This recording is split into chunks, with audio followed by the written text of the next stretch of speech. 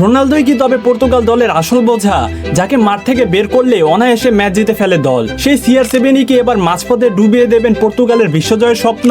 হ্যাঁ, greatest show on earth অর্থাৎ football বিশ্বকাপের দামামা প্রায় বেজে গেছে।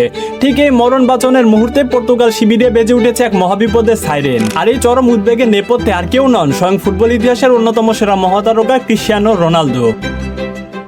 নাইজেরিয়ার বিপক্ষে পর্তুগালের শেষ প্রস্তুতি ম্যাচে CR7 এর এমন এক অবিশ্বাস্য হরর শো দেখলো গোটা ফুটবল বিশ্ব, যা থেকে ফুটবল বিশ্বে থাকা কোটি কোটি পর্তুগিজ সমর্থকের কপালে পড়েছে এখন চিন্তার ভাঁজ। নিজের রেকর্ড 6টি বিশ্বকাপ খেলার এক অনন্য ইতিহাস গড়ার অপেক্ষায় থাকে 41 বছর বয়সী কিংবদন্তি নাইজেরিয়ার বিপক্ষে মাঠে নেমেছিল তার চেনা ছন্দে।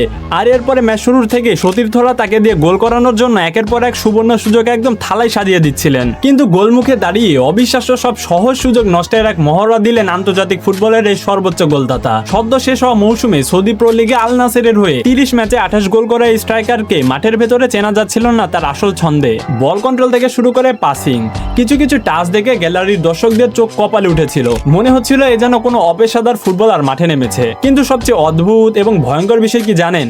পর্তুগালের শেষ 2 প্রীতি ম্যাচে ঠিক একই চিত্রনাট্য দেখা গেছে, যা এখন পর্তুগিজ ম্যানেজমেন্টের রাতের ঘুম কেড়ে নিয়েছে। চিলির বিপক্ষে প্রথম প্রীতি ম্যাচে রোনালদো মাঠে ছিলেন 46 মিনিট, কিন্তু তিনি মাঠে থাকা পর্যন্ত পর্তুগাল কোনো গোলের মুখই দেখেনি। অথচ তিনি মাঠ ছাড়ার ঠিক 12 মিনিট পর অর্থাৎ 58 মিনিটের প্রথম গোলে দেখা পায় পর্তুগাল, এবং শেষ পর্যন্ত ম্যাচটি তারা 2-1 গোলে জিতে নেয়। আর আজ নাইজেরিয়ার বিপক্ষের ম্যাচেও দেখা গেল ঠিক একই অদ্ভুত দৃশ্য। ম্যাচে 64 মিনিট পর্যন্ত রোনালদো মাঠে থাকাকালীন ম্যাচ 1-1 সমতায় ঝুলছিল এবং পর্তুগালকে বেশ ছন্নছাড়াই দেখা যাচ্ছিল। কিন্তু কোচ রবার্তো মার্তিনে যেই রোনালদোকে মাঠ থেকে তুলে নিলেন, অমনি যেন ভোজভাজির মতো বদলে গেল পুরো দলের খেলা। রোনালদো মাঠ ত্যাগ করার ঠিক 10 মিনিট পর অর্থাৎ 75 মিনিটে ফ্রান্সিসকো কনসাইসাওয়ের দুর্দান্ত গোলে 2-1 ব্যবধানে জয় নিয়ে মাঠ ছাড়ে পর্তুগাল। পরিসংখ্যান কিন্তু মিথ্যা কথা বলে না, টানা 2 ম্যাচে মাঠে পুরোপুরি নিষ্ক্রিয় এবং ব্যর্থ ছিলেন রোনালদো। আর সবচেয়ে বড় সত্যিটা হলো তিনি মাঠ থেকে বের হতে হু করে জ্বলে উঠেছে পর্তুগাল দল। প্রীতি ম্যাচগুলোতে জয় এলেও এই জয়গুলো যেন পর্তুগালের ভবিষ্যৎ নিয়ে এক বিরাট প্রশ্নচিহ্ন রেখে যাচ্ছে।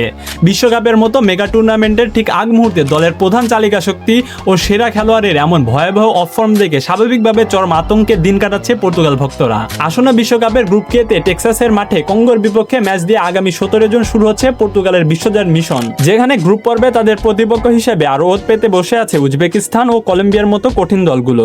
বিশ্বমঞ্চের অগ্নি পরীক্ষায় 41 বছর বয়সী ক্রিশ্চিয়ানো রোনালদো কি পারবেন তার চেনা রাজকের রূপে ফিরে এসে পর্তুগালের আক্রমণ ভাগের সামনে থেকে নেতৃত্ব দিতে? আপনাদের মতামত অবশ্যই কমেন্ট বক্সে লিখে জানাবেন।